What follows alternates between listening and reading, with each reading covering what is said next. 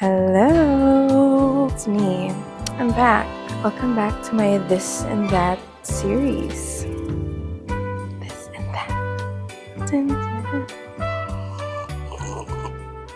My lighting is not here today, and my bangs are fighting me. So, don't know what's happening, but we're gonna push through. We're gonna push through as we do. I just wanted to say hello again because thank you so much for all of the great reviews from my last video. Please subscribe to my YouTube if you can. My YouTuber, I can't really say I'm a YouTuber yet because I only have one video, but very proud of myself. I will keep shooting if I can. I gotta work my brain out. But anyway, let me talk my shit again. So I just got back from Singapore. I missed my flight the first time around. Had to book another flight. Actually, my brother-in-law paid for it. Yeah. But anyway, the second time around, when I got to the airport super freaking early, just paranoid like that. Paranoid gal. I got there 3 hours earlier. So I was just there in the airport, being my super, I'm on my own, in the airport. Anyway, I was like just looking around and stuff, and then I was like, maybe I should film something. What's in my mind? Had nothing really on my mind up until I got a notification from my co-star. It's an astrology app. So my co-star pops up, and it's been popping up weird fucking messages my whole Singapore trip. As in, me and my sister were shopping, and it just popped up like you have anxiety because of how much you were neglected as a child. That's nawala. I was like, thank you. The fuck? Random. So in the airport, back again, sitting down. I have my snacks. Got my iPad open. So yeah, I'm sitting down and I'm like, maybe I should film. I got kind of nervous. I said, parang di pa ako ready mag-film sa labas. Do I film here? And I was like, and then boom, co-star said, remember you have free will. So I was like, shit, if the woman beside me can whip out her toes right in front of my face, you know what? Like, why don't I fucking film something? Like, co-star's right. I was like, co-star's right. But another thought popped into my head. Like, literally an app just told me something, reminded me and made me a little bit more aware of like my thoughts in that moment, and I believed it right away. I was like, oh, I know. I thought deeper into it, and I was like, am I astrology obsessed?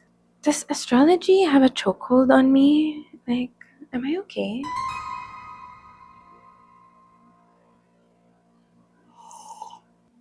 I just thought like, okay, these texts, somehow predict our lives to the T.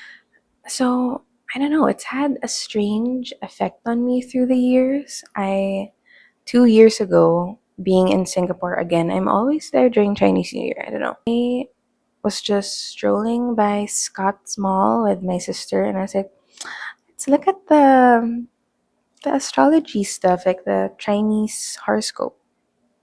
I think they're different from like normal astrology, I think. Shit. I don't fact check stuff. I should. Sorry. I was like, okay, tignan nga natin. It literally had the worst prediction for my year. Bad health, bad career, bad relationship. So sabi ko,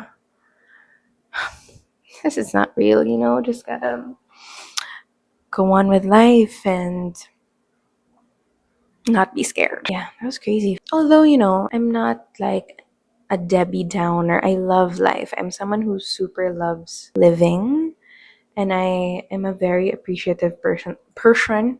I love my family, I love my friends, and I'm very forgiving. So I think that characteristic in me really saved my life and myself during that year. Yeah, but fuck that year though. 2024 sucked. But 2025 is pretty nice. And I would consider, I'd give it a 8.5. 2024, though, I did get engaged. That was fun. I appreciate those things. That being said, as an astrology, not so astrology enthusiast, I found myself so attracted to apps or platforms that are more like fortune telly versus like life guiding. Yeah, they've tickled my fancy. I have CoStar, I follow some people on TikTok, and I'm like, damn, my week's gonna be good. Like, what the fuck? It's humbled me, but it's also like, I don't know, it occasionally sends me to like a quiet existential baby crash out, because sometimes they really do be spitting facts, you know what I mean?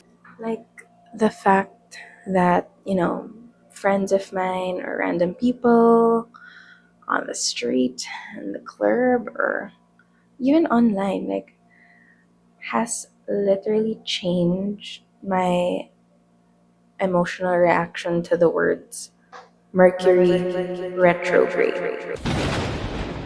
I didn't even know what the fuck that meant. I didn't know what it was. I didn't even know if there was like scientific backing to it. I didn't know where this came from. I didn't even Google search it. I was just like, yeah, Mercury retrograde's like so scary. Like, oh my god, it's Mercury retrograde, girl. Like, I just threw it around for it to be like a reason for something bad to happen to me. Like, just to prepare myself. It was kind of silly. I don't know. Like, I'd hear it and I'd immediately think like, okay, maybe a meteor's gonna fall on me today. I don't know. Maybe I'm gonna lose a tooth. Like, so just prepare. For me, it carries like the same weight or feeling of like Friday the 13th. In my opinion, that's how it was described to me and through feeling. I don't know. When it's your time of the month, it's for the ladies. When it's your time of the month and you're like, okay, I'm gonna get my period soon. I'm gonna be a little bitchier. My pimple parties are gonna like, it's kind of, I don't know, that anticipation of like waiting for the hormonal chaos to like arise. That's what Mercury retrograde feels like to me in general. It still feels like that. I don't know, but it also low-key makes me happy that a lot of people believe it, because low-key, Mercury retrograde is not sexist. It happens to men too. So yeah, like, women can't have periods and Mercury retrograde. Like, that's so unfair. I just came back from a doom scroll. Sorry. I'm back though, I'm back. I sat with that thought and I was like, it's not really about astrology. Astrology is just one of the few things we reach for clarity. You know what I mean? It's like, alongside manifestation, I don't know, intuition, um, personality tests, therapy, even a BuzzFeed quiz, or I don't know, a magic 8 ball. I don't know. Do people still know what that is? They're all different languages for the same desire. It's to make sense of our lives. And I realize, like, it's because we're all waiting for something. Maybe for me, it's a callback from a position I really want. Maybe for you, it's a text from someone you went on a date with, or a test result, or money coming in. We all just want some kind of reassurance that says, you're gonna be alrighty. You know? That was my impression of Brad Pitt in that weird movie. That's a real point. We don't want predictions, we want reassurance. Anything that makes waiting feel less nerve wracking, less annoying. Because humans are impatient, Not all of us have that really good quality of just being zen and like being patient. Yeah. It was a gift from Miss Maya Nielsen of the lineup. Just have to mention because I love them. Anyway. So what do you think?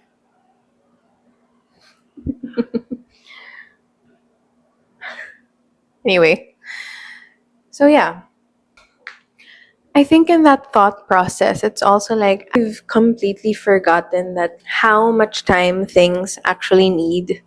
We rush ourselves towards like outcomes instead of like letting moments take its course. Well, I think I'm an incredibly patient person, but I can't help, it's the Gen Zer in me. I can't help but sort of give in to things like that. It's like, how much is life supposed to be lived in between the answers?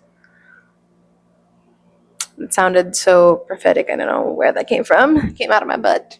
It made me think like, maybe clarity isn't meant to come at you all at once.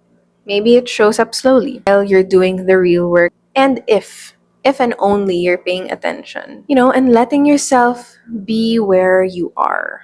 So what fascinates me isn't if astrology is real, it's how real astrology feels to me. How can something written for a million people feel so personal? Like, who fucking wrote this shit? Like, where do these answers and predictions even come from? A witch, Vanessa Hudgens on her live stream, Dr. Phil, like a sense of belonging, pattern recognition, or are we just good at finding ourselves in stories we want to believe? Maybe astrology doesn't work because it predicts the future. Maybe astrology works because it makes us pay attention. Because once you zoom out, I think it's more an outlook. You know what I mean? How you see the world shapes how you experience it. It's the people you surround yourself with, your friend group, your family, the content you consume. If it's my content, it might be a good life. I'm just kidding. I don't know. I don't know yet. It's the conversations you play in your head. Ako ganun ako minsan. I'm like, dapat sinabi ko ano again or whatever. Like, shit, dapat sinabi ko yun. Like, there are like different ways to look at it. But all of it compiled together sets the tone of your life. For me, thinking about that, I'm like, when I was in high school and someone would tell me, shit, you're so dumb at math. And someone did tell me that, so fuck you. And I was like, maybe I am dumb at math instead of actually trying to study math. You know what I mean? There are days when nothing in my life has objectively changed, but my emotional state has. Like when I look back at it, I'm like, okay, it's actually not fate or timing or someone else's fault. It's just the input. It's what I absorb. Or it could be TikTok. Specifically anything with slipping through my fingers all the time. Na ano ko, parang, oh my god, am I sad? It happens a lot with that sound.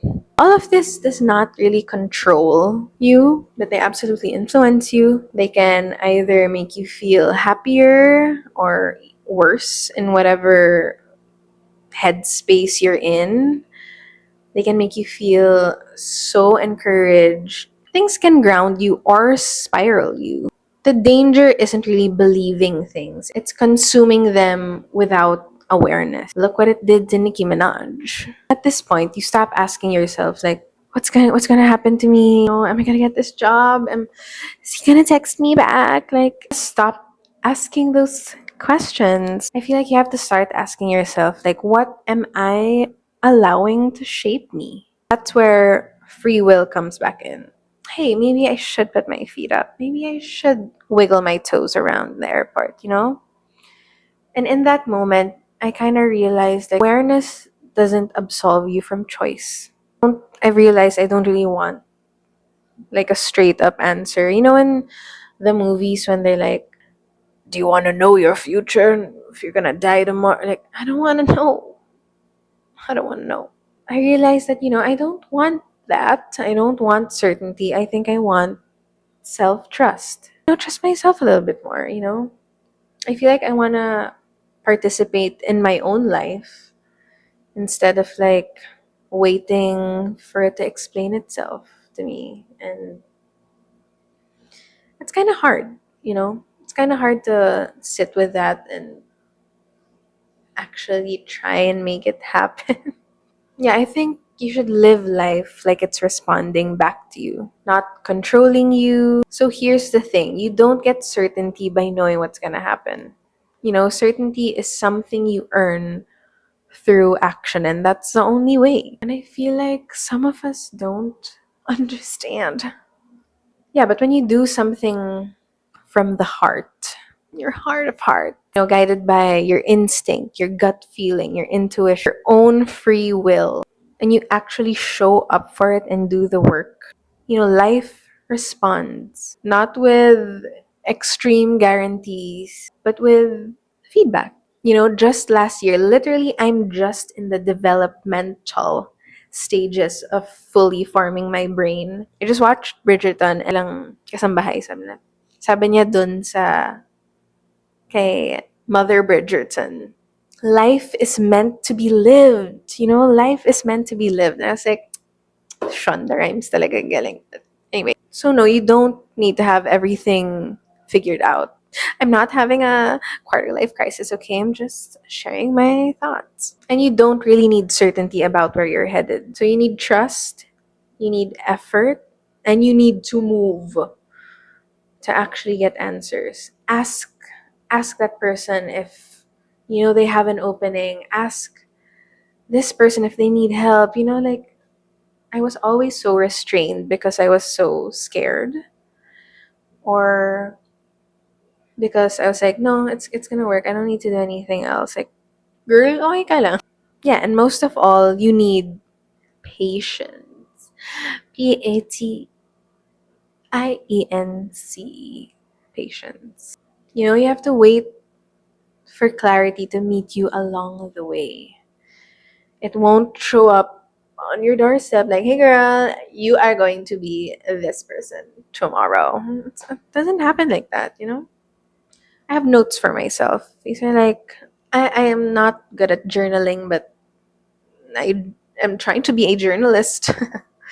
No, but I write these things just to remind myself because I have ADHD, but also just like, you know, so I wrote, live your life like it's responding back to you.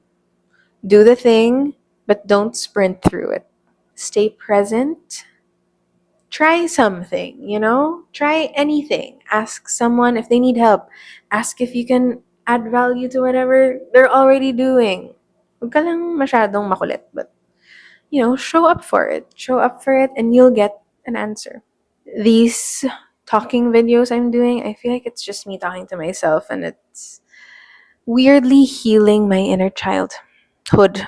Inner childhood? Inner child. Inner child. Yeah. Yeah, I hope you enjoyed that video and more blabbing next time. I don't know. I need to work on my outros, but anyway. Bye.